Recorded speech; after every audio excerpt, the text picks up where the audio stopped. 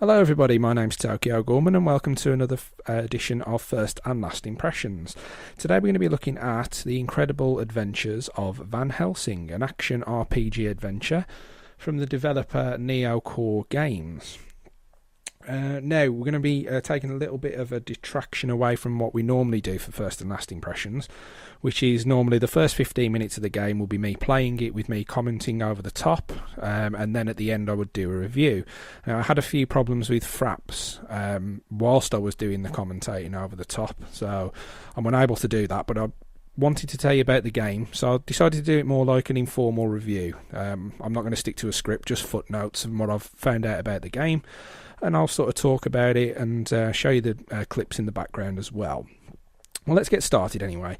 This game obviously stars Van Helsing, which is your character, and you will have a companion by the name of Katarina, who is a ghost, and she'll be your companion through the entire game, helps you with combat and so on and so forth. We'll start with what the developers got really right with this game. I mean, straight off the bat, I liked the atmosphere for the game.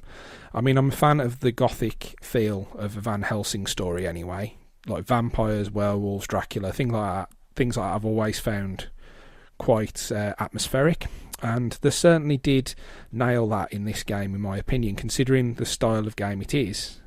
Sort of a Diablo 2, Diablo 1 sort of focused away from the character. To get an atmosphere within that world can be quite difficult, and they didn't just ride on the coattails of the fact that it was Van Helsing. They actually put effort into making it quite an atmospheric, the atmospheric areas, atmospheric missions as well, and I think they did very well in regards to that.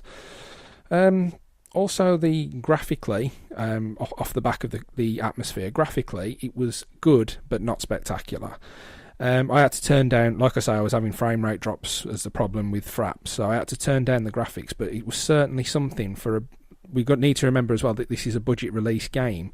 It's currently on Steam at $11.99. This is not a AAA release, so they can be very proud of the way the game looks, and I think if you were to turn everything up to Ultra, it would look absolutely spectacular, but my computer was, for some reason, having problems with fraps running as well as the game. But that's not to say it was unplayable. It was still playable, and graphically it was good, not spectacular, but certainly presentable, and something that they should be very proud of. The voice acting for the characters, for the main characters anyway, for Katarina and Van Helsing, were good. And at times as well, they had their moments where they were very funny. This forest will swallow us whole and spit out my bones. And still no sign of a decent inn. Why would you need an inn? But other voice actors in regards to the characters that weren't the main ones, weren't so good. And at times they weren't not so good, they were terrible. Bah!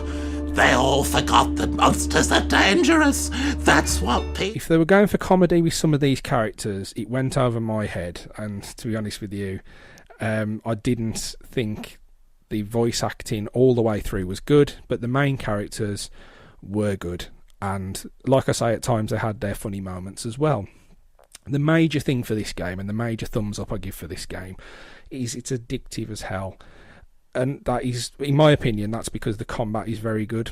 I mean, it's obvious, I'll put some clips on now, it's obvious that the animation of the spells and the attacks, they are pretty basic animations, but I found myself really getting into splattering werewolves and other monsters into a million pieces, and it was very reminiscent of the days when I used to play Diablo 1 and Diablo 2. And I used to love playing those games. Obviously, we all know Diablo 3 was a bit of a fail, but those two games, and it reminded me of that, and it also reminded me of Akinero Demon Hunters, which I've got a video for. If you've not seen that, check that out as well, because that's a free-to-play game. But anyway, that's enough of that. The game is it's pretty solid, and I really have enjoyed playing it so far, but it's not by no means perfect. There's something I bemoaned in the Akinero Demon Hunters game as well, was the lack of tutorial. Now in this one it was the same. Now the thing is, it might just be me with these types of games. I might just want something that this game doesn't know, these type of games don't normally provide. It wasn't like the tutorial was a major problem. The combat was easy to pick up once you read through a few of the tips that were on the screen, but I have always liked the tutorial and how to, particularly with combat and how to fight, I like it to be woven into the story. And I know that that's not everyone's cup of tea, and that is just personal taste. But I would have liked to have seen more of a tutorial rather than just throwing you straight into the game and saying, "Go on, get on with it now." It's kind of a minor gripe, because as soon as I got familiarised with the combat, it wasn't a major problem at all, to be honest with you. Something else that didn't really strike me as strong was the story. It felt a little lame. I mean, and the main story wasn't something that drove me forward to go to the new areas. It wasn't like, I wanted to see the progression of the story. The reason I carried on playing and going further was because I wanted to see the next dungeon. I wanted to clear areas of monsters. I enjoyed the combat. That was the reason that I got drove forward with it. Some of the side stories were good, and you had some of the wandering souls that you speak to were pretty good, and their little stories were quite cool at times. Is that me? Yes, you were murdered. I was murdered? One thing that I would say to the developers that maybe could have helped was that they didn't take many risks in regards to the combat.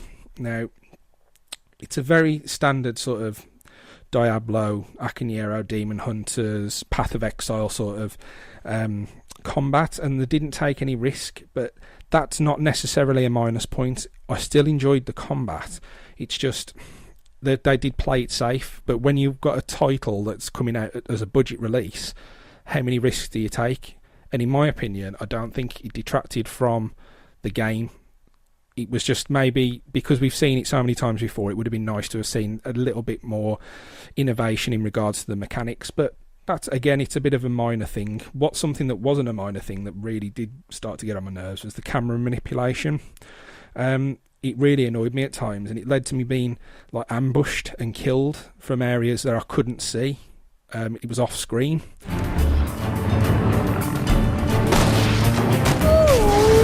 But having said that, that didn't happen too often, and I was still enjoying wandering around the environments, clearing the areas of the various monsters, particularly werewolves, and just going ahead with that and enjoying it.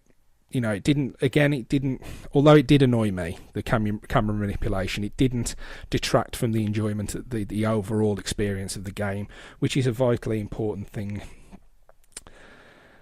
The one thing that I think they could have done with a little bit more of was the customization side of things. Now, we all know that the character you're going to be playing is Van Helsing, and he needs to look a certain way, but I wanted a little bit more. At the start of the character creation, the only thing you could change was the colour of his cape, which is okay, that's fair enough. I understand that you're going to be playing Van Helsing, but this also leads to the problems with the multiplayer. If you play with friends, all of you are going to be playing Van Helsing, which is slightly disappointing. I know that again, it's a budget release that hasn't perhaps had the money or the time to develop different characters for the multiplayer, but it seems a bit strange that you're all going to be playing Van Helsing and you're all going to have your own Katarina as a companion. It feels so minor for me to be saying these as complaints, but I would like, that's the thing. I think this game's got so much potential, and I think it's a minor thing. One thing I will tell you all is that the multiplayer, I haven't tried the multiplayer myself, but I've heard from others that is still a problem at the moment, that getting into games and lag is a massive issue, and the people are constantly having disconnections. It might be something, the development team have already said that they're going to try and sort that as soon as possible. By the time this video comes out, they may have already sorted it, and I hope so, because I think with friends this could be an exceptionally fun game. But it's something for you to consider. If you're going to buy this to play with your friends, it's definitely something to consider. Check the forums, check with the developers. They may have completely sorted it by now, and hopefully they have, because I think with friends multiplayer, this could be an exceptionally good time. I think that's pretty much it. I mean, we can wrap it up now for you. I mean, the series for me has got great potential, and although I've listed a lot of things, like I said, that would be considered cons, minuses to the game, they are pretty minimal. And playing itself, having enjoyed playing it as much as I have, it excites me for what they could do with more money, more time, and a larger fan base. If this gets picked up by a lot of people, and then the excitement builds for the next one, it actually makes me think this could be a really good series. This could improve exceptionally. They could basically make a game that would put Diablo 3 to shame. I know that that's not a hard thing to do with the way that everyone feels about it. But the things I need to do is obviously improve things like the story, just to give it a bit more meat, like, to the bones. Because the bare bones of the game is good. It needs a bit more meat now to take it to that next level. And on that note, I would give this game 7 out of 10. I mean, I don't particularly like putting numbers on because I got caught between 6 and 7, but 6 seemed too harsh. 7 might seem a bit high, but anyway, I will give it a 7 out of 10, but this could easily get to 8 or 9 if they sort out things like the story and the game length, and that could happen if they pick up enough fans and then excitement builds for the next game. That could easily happen, and then you could have a very, very good series on your hands. Hopefully people check it out. I mean, I can say I heartily recommend this game, and particularly at $11.99, it's an excellent price point. I presume that's regional equivalent as well. I think that it's definitely a winner, and the devs should definitely be proud of what they've done with this, and hopefully this is the first of many Van Helsing games for the future. Anyway, guys, I think that's everything I wanted to say on this game. Thumbs up from me. Check it out. If you like what you've heard today, like and subscribe, and I'll get as many videos out as I can. Obviously life does get in the way sometimes, but I'll try and keep the videos coming, and I will see you next time. Thanks, guys.